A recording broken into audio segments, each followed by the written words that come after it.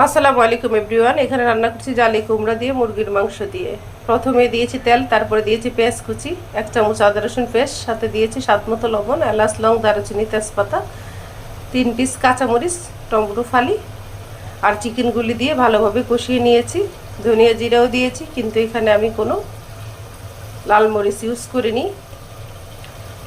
যখন একদম চিকেনটা কষানো হয়ে গিয়েছে, তেলটা উপরে উঠে আসছে, তখন জালিগুলি দিয়ে দিয়েছি। জালি কুমড়োটা দিয়ে আমি আরও কিছুক্ষণ কষিয়েছি। যখন গ্রেভিটা অনেক ঘন হয়ে গিয়েছে, তখন আমি এখানে পেঁয়াজ দিয়ে তেল দিয়ে একটু বাগার দিয়েছি, কারণ এত হালকা মশলা দিয়েছিলাম খেতে ভালো লাগবে না, সেই জন্য আমি হালকা একটু বাগার দিয়েছি। যারা গ্যাস্ট্রিকের প্রবলেমে ভুগছেন কিংবা যারা হসপিটালে আছেন, তাদের জন্য তো এরকম খাওয়ার খুবই আরাম হবে।